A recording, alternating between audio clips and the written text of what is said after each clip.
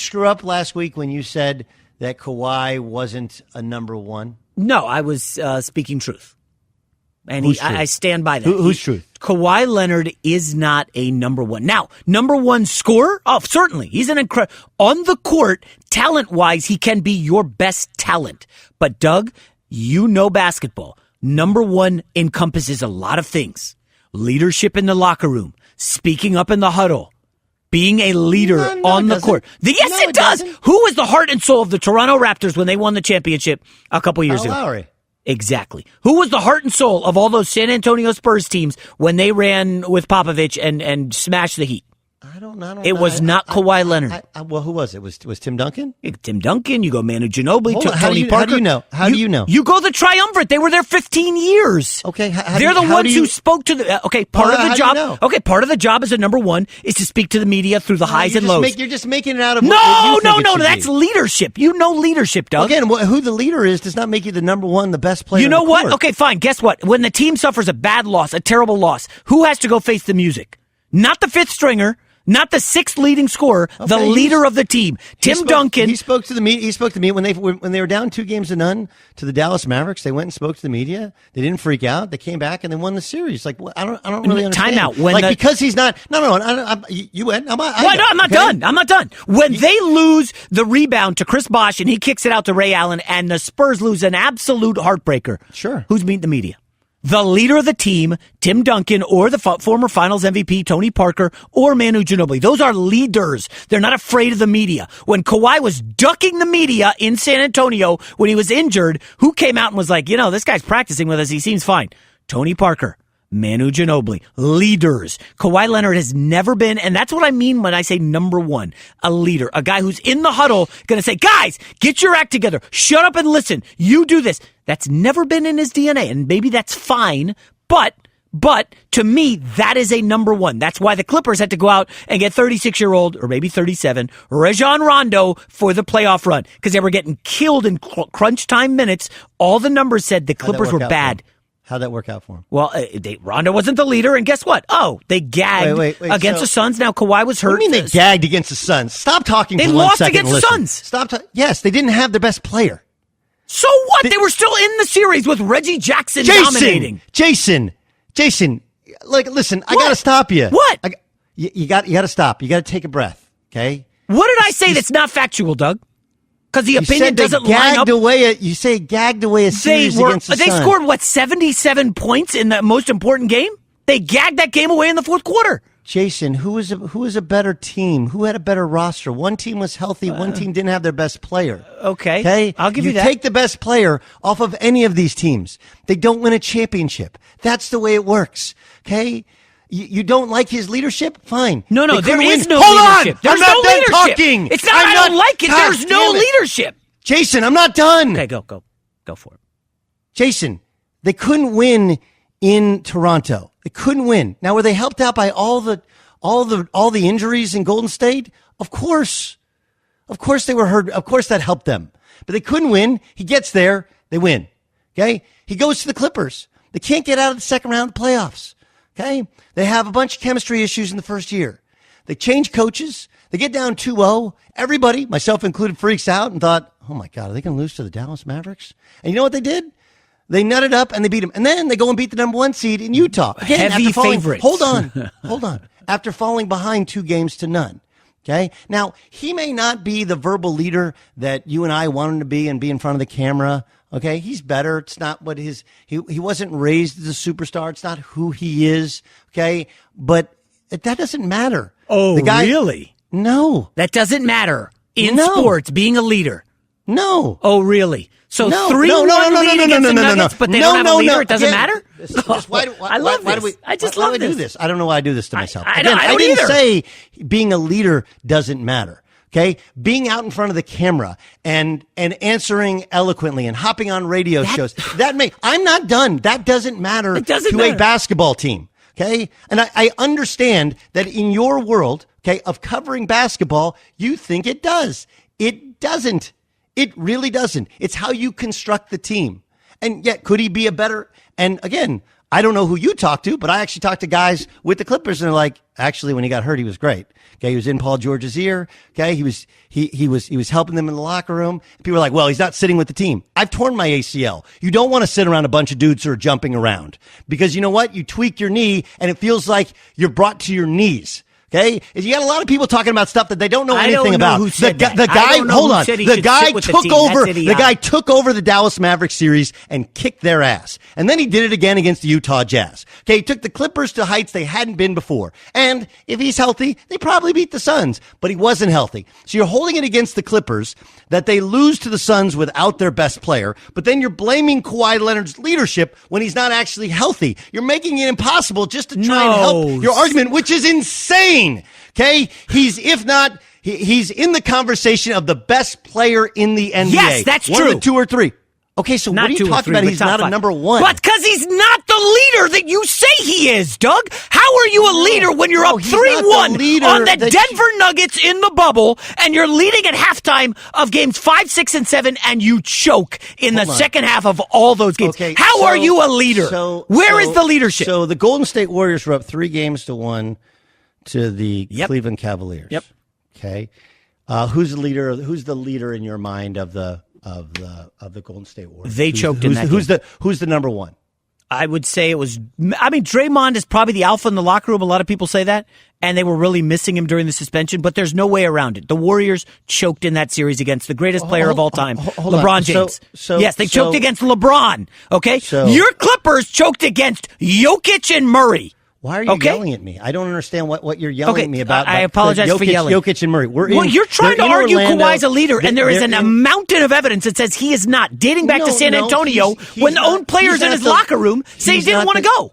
He was, because he felt like his body wasn't right. Even though he was practicing with them 5-on-5. I'm not telling you that he ain't a different dude.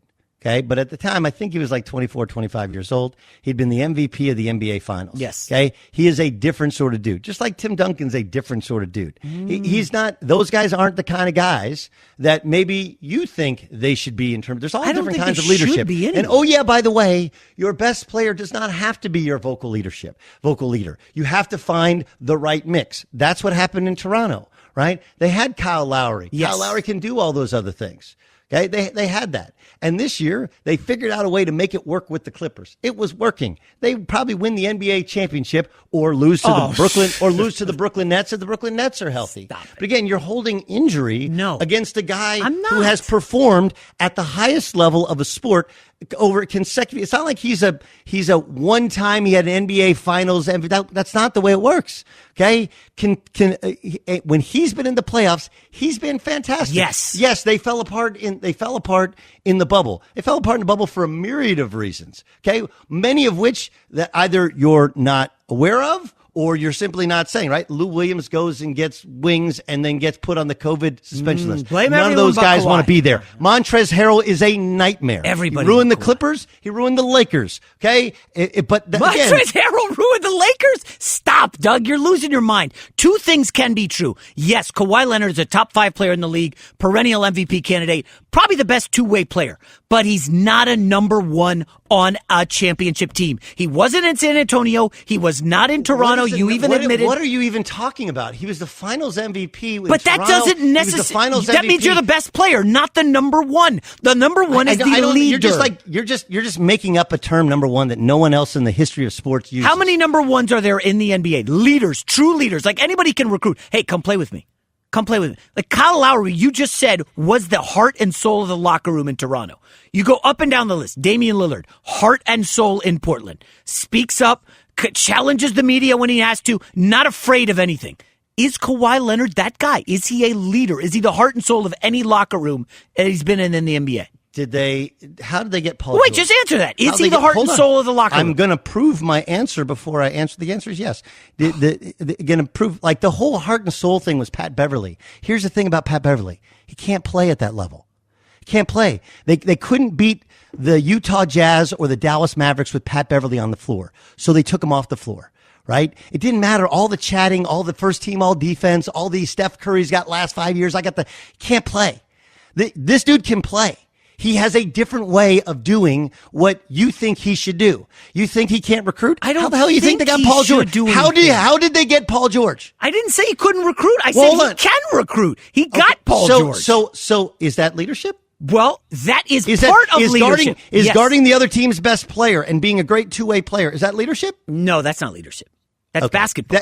Jason, respectfully, that's when you really don't know what leadership is facing the music when the chips are down. Yes, it is. That's part of leadership. It's not like leadership is one thing, guarding the opponent's best player. That's not leadership. Leadership is a bunch of things that you put in a soup. No, it's not. And that's what makes a leader. The only thing that matters is what those guys in that locker room think. Yeah, and guess what? The guys in that locker room keep getting dusted. They got rid of Lou. They got rid of Harrell. They got rid of Pat Bev. They're just dumping everywhere. They got rid of Montrezl Harrell, they got rid of Lou, and they got better because of it. Right, and you remember when they were going into that season, they were favorites because of that roster. Did they?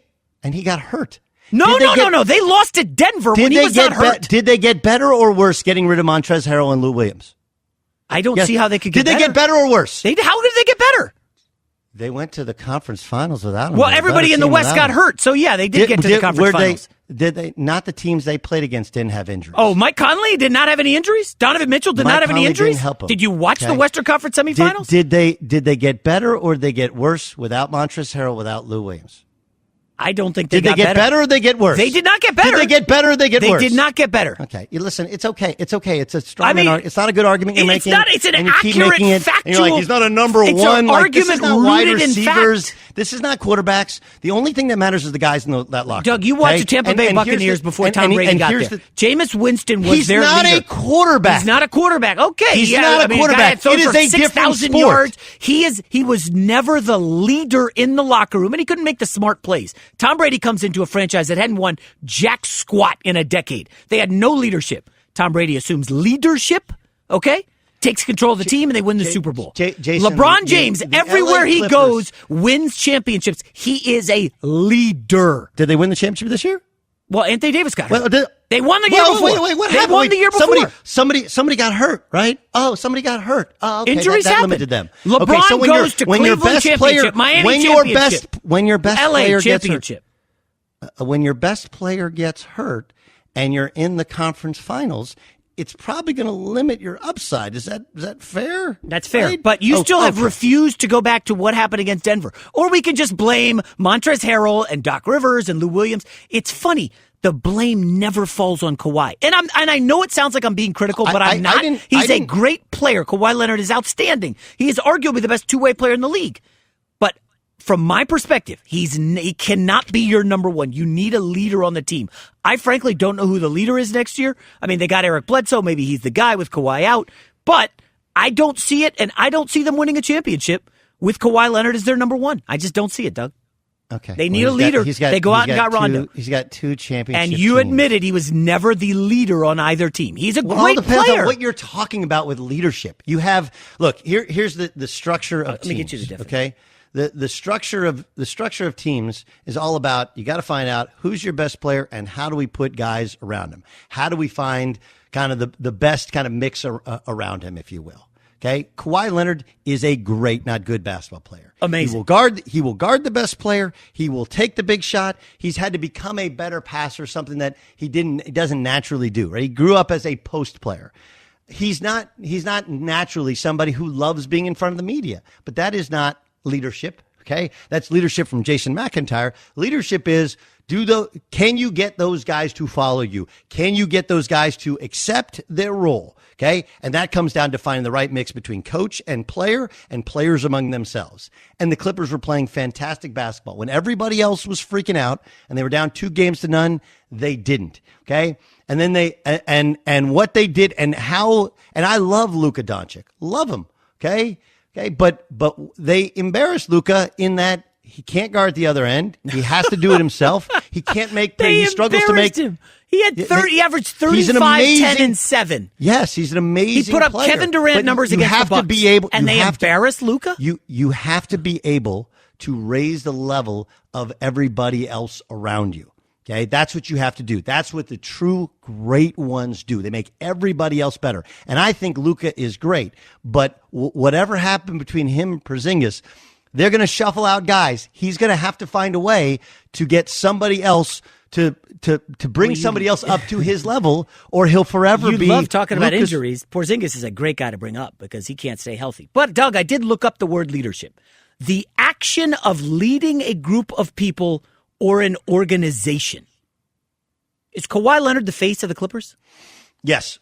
How many interviews has he given since his injury? I don't know. Again, in your mind, everything is about interviews. Nobody actually cares about part it. of being you don't a leader understand. They is don't actually facing tell the you. music. Face the music, Doug. Face the music. Yeah, you got hurt.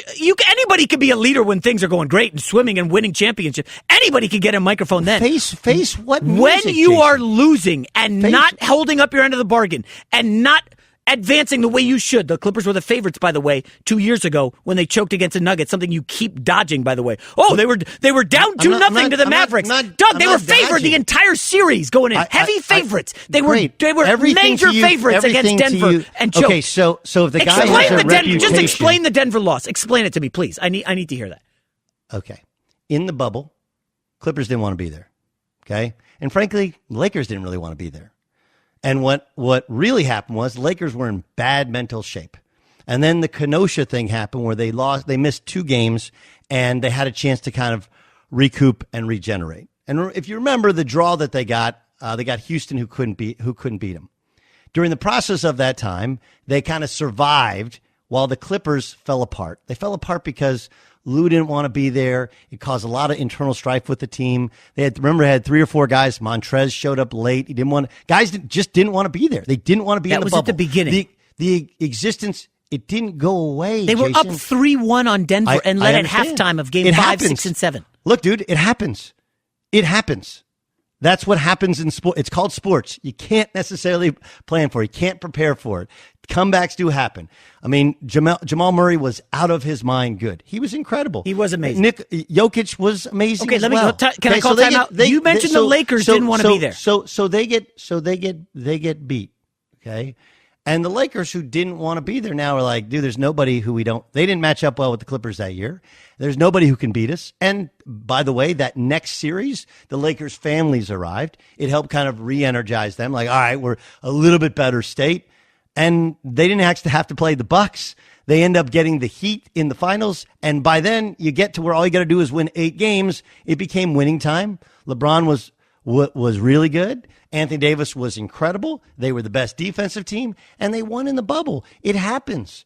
Okay? Every year, every series is a different story into itself. I can't explain why in every game, right? In games, was it game 5 and game 6? They were awful in the third quarter. Awful. Choked away a big lead.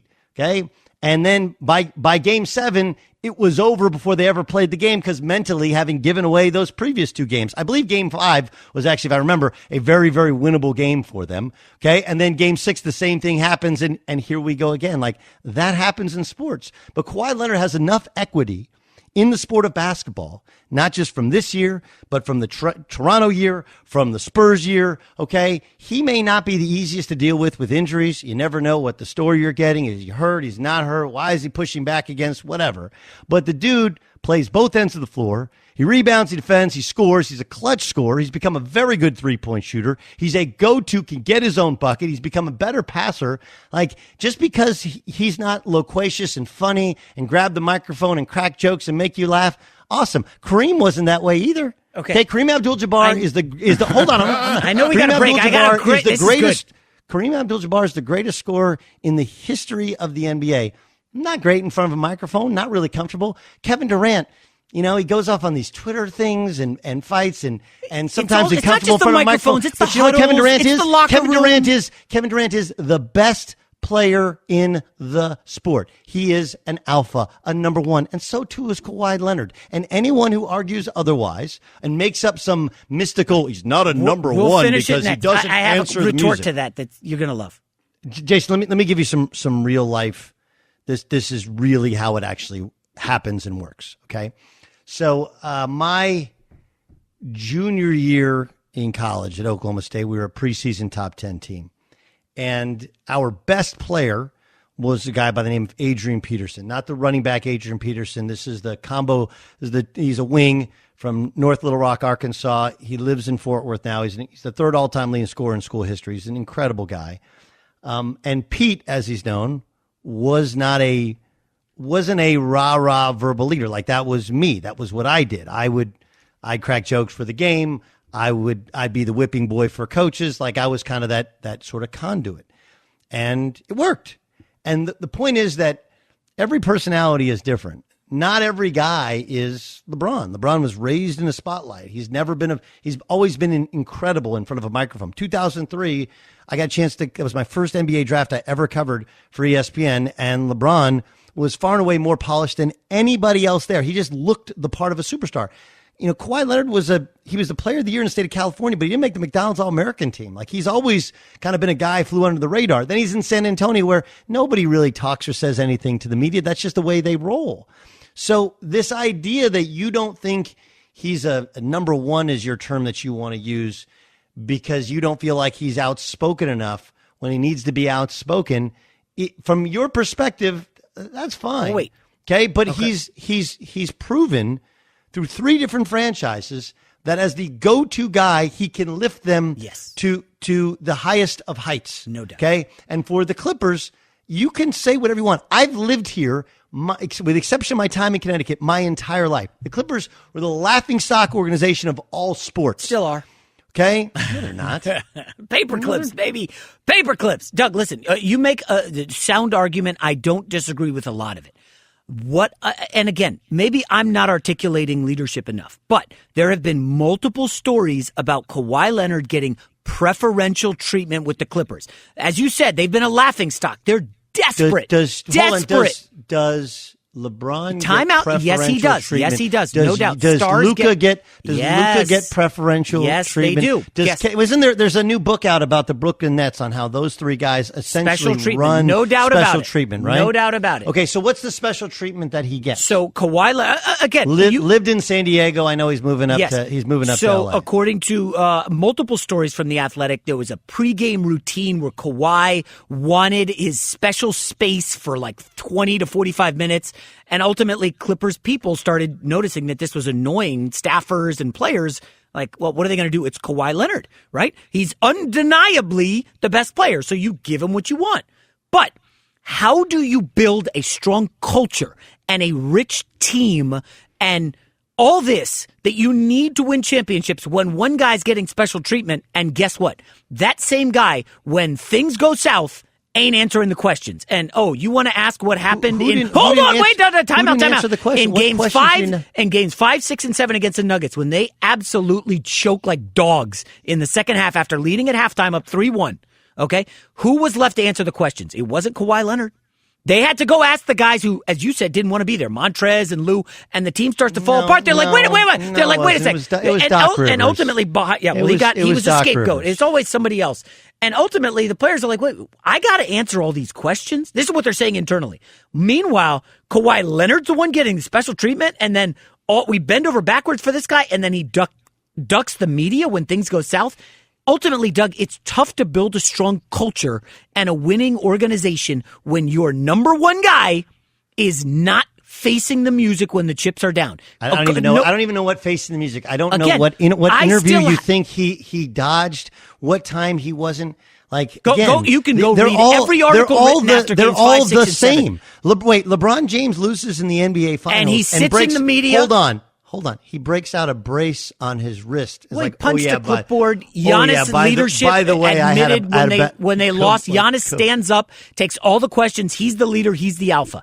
I'm just saying, Kawhi Leonard is an awesome player. Some guys like the attention. No, some guys don't. You don't have the option. That's it. If you're the Supermax guy, you don't have the option, Doug. Some guys you can't say, I don't want it. Some guys don't. You can't. If they're building the team around you. He's never been fined for not showing up for a press conference. Has he? No, of course not. Okay, so what are you talking about? He doesn't say anything. He does not accept responsibility. What do you mean he doesn't for the accept losses. responsibility? When did he not accept responsibility? He never has. When? He doesn't. When?